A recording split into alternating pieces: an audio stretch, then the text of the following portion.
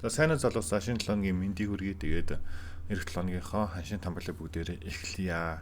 За тэгээд ямар ч сан долларын индекс тэгээд алт pound USD яри бүгдээрээ. За түрүүн би бас Instagram дээр лайв хийсэн. Тэгээд хоолоо нэлээд сүйдсэн байна. Тийм учраас нэг урт хугацаанд ярьж чадахгүй гэж бодож байгаа учраас гурван хослол дээр л бүгдээрээ яри. За тэгээд маргаашнаас 7 өдрийн дундуур VIP Telegram сувагт одоо өдөр болгоны ханшийн таамаглал.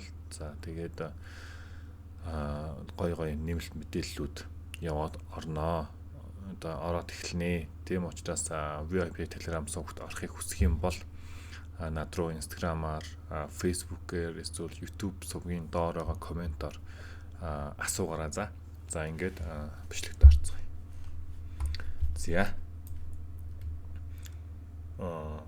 алтны хувьд бүгдээрээ яри. За энэ миний дүрс арай том болцсон ба шүү дээ.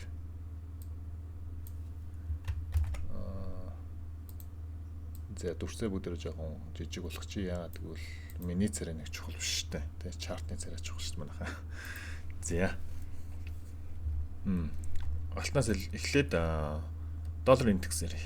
За доллар индекс daily time frame uptrend хөдөлгөөнтэй. За тэгээд uptrend хөдөлгөөн нь импульсийн хөдөлгөөн хийгээд за үүний дараа retracement хөдөлгөөн хийсэн байдалтай. За retracement хөдөлгөөн нь Fibonacci-гийн 23.6 левел дээр орж ирсэн. За тэгээ эндээс дээшээгээ ойсон гэж үзэж байгаа. За тэрийг баг цаг дээр бүгдээр харна. Тийм учраас импульсийн хөдөлгөөн өмнөх орой хүртэл явах нь баг ойлгомжтой болж эхэлж байна л гэсэн үг. Тэгэхээр энэ хүртэл эх 7 хоногт ер нь бол өсөх боломжтой байшаа манайхаа. За өмнөх орой хүртэл доллар индекс маань өсөх боломжтой байна. Ханш нь болохоор тэгээ 107.34 гэдэг ханш руу явах боломжтой харагдаж байна. За тэгвэл 4 цагийг харцгаая.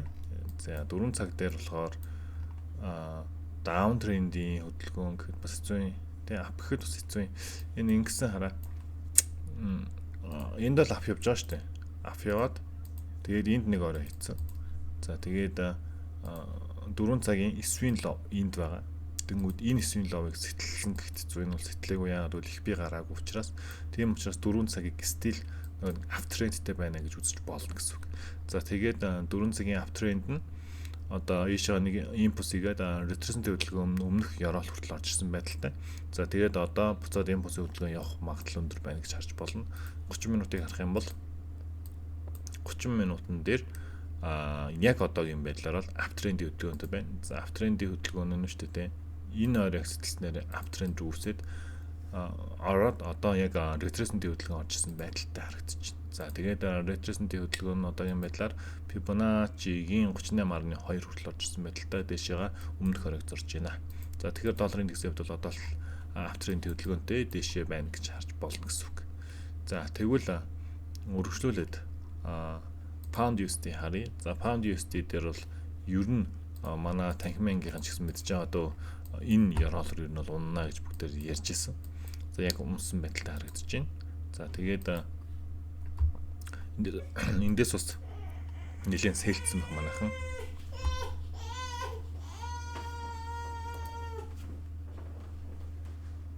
За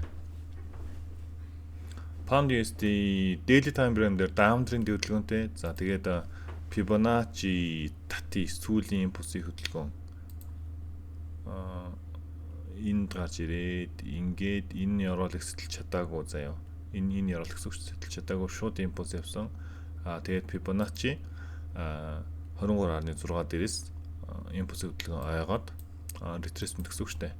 Ойгоод доошоо хасах 27-г чиглэж байна. За тэгээд ямар ч сан энд байсан хүчтэй support зоныг сэтэлсэн байдалтай харагдаж байна. Тэгэхээр үргэлжлээ таашаа унах боломжтой. Тэгэхээр хасах 27 буюу ер нь бол энэ ёроол руу унах боломжтой л харагдаж байна. Заавал хасах 27 гэлтгүү 61.8 хүртэл унах боломжтой харагдаж байна. Гэхдээ бол шууд унчихгүй хөө. Одоо энэ дээр бол нэг жоо ингэж явна штэ. Унах багталтай харагдаж ирэх гэсэн үг. За тэгээд 4 цагийг харъя. За 4 цаг дээр мөн атан даун трендийн хөдөлгөөнтэй. За энэ дээр бол нэг тренд тодорхойлох шаардлага байхгүй. Бүдрээ даун явж байна. Тэгэхээр одоо юу хүлээх ёстой вэ гэхээр 4 цагийн retracement хөдөлгөөнийг хүлээн. 4 цагийн retracement хөдөлгөөн орж ирээд л ер нь бол бид нар даун яваал байх гэсэн үг. Электроникт энэ яроолууд ер нь бол харъя. За тэгээд яг оролт хэлэхэд бол хэцүү. Ягаад гэвэл бүгдээрээ даун болсон учраас ретресэнтүүдтэйг л оролт хийвэл зүгээр харагдаж байна. За алтан харцгаая. Daily time frame дээр uptrend-ийн хөдөлгөөнтэй. За тэгээд энэ дээр нэлээд олон удаа rejected candle гарсан буюу ер нь бол алтны өсөлт одоо яг daily time frame-ыг харахаар ер нь бол нэг амар явж өгдөггүй. Ингээд ийм байдалтай харагдаж байна. Тэгэхээр ер нь бол яг хэдийгээр дайн самуудаа байгаа ч гэсэн яг дайнд хүмүүсийн сэтгэл зүй аль хэдийн нөгөө нэг бэлтгэгдсэн юм шиг байна. Бэлтгэгдээд тэгээд ер нь бол алт интернет амар одоо өсөлт нь сүртээ явж өгөхгүй байгаа юм шиг харагдаж байна. За тэгээд 4 цагийг харуул. За 4 цаг маань өөрөө аптрендийн хөдөлгөөнтэй. За тэгээд 4 цагийн сүүлийн импульсийн хөдөлгөөн энд гарч ирсэн. За тэгээд retracement орж ирсэн. За retracement орж ирэхдээ мэдээж хэрэг rejected candleтай. За SU-ийн low-ын доор байгаа юм шүү. За тэгээд бол нэг удаа ядаж орой сэтлэх нү гэж үзсэн чинь сэтлээгөө нэлээд одоо range хөдөлгөөнд явсан. За тэгээд энд range хөдөлгөөн одоо ч гэсэн явсан хэвээрэл байна л да ер нь. Тэгэхээр энэ яг энэ хөдөлгөөн дээр нь бол арилжаанд ороход амар хэцүү. За тэгээд 30 минутыг харах юм бол за энэ дээр бол тренд нэлээд гоё явж байгаа сүүлдээ заваарсан л да. За жишээлбэл эндээс аптренд рүү шилжсэн. За тэгээ аптрендийн нэг энэ давлгаа яваад за тэгээ энэ маань дараа нь энд даун болж орж ирсэн гэхэд хэцүү. Тэгээд буцаад импульс хөдөлгөөн явсан байдалтай. За тэгээд одоо орж ирсэн нь болохоор retracement-ийн хөдөлгөөн. За тэгээд энэ retracement-ийн хөдөлгөөн нь болохоор өмнөх одоо SW-ийн ловч бишлэм л да энэ SW лойнд байгаа. За өмнөх энэ яроолуудтай энэ жижиг яроолуудын дэмжлэгийн зон дээрээс айгаад за тэгээд одоо импульсийн хөдөлгөөн эхэлсэн болов гэсэн байдалтай харагдаж байна гэсэн. За 30 минутын импульсийн хөдөлгөөн эхлэх юм бол хаа хүртэл явах боломжтой вэ?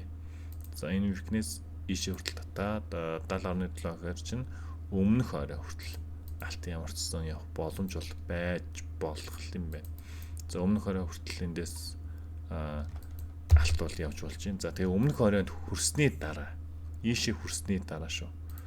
Яг юу болох талаар нь бол дараагийн ханшийн тамгалуудаас л харах байхтай манайхаа. Тэгэхээр амарчсан алт дэшээ заасан хэвээрээ долларын индекс бас дэшээ заасан хэвээрээ евро USD, pound USD унсан хэвээр харагдаж байна гэсэн үг.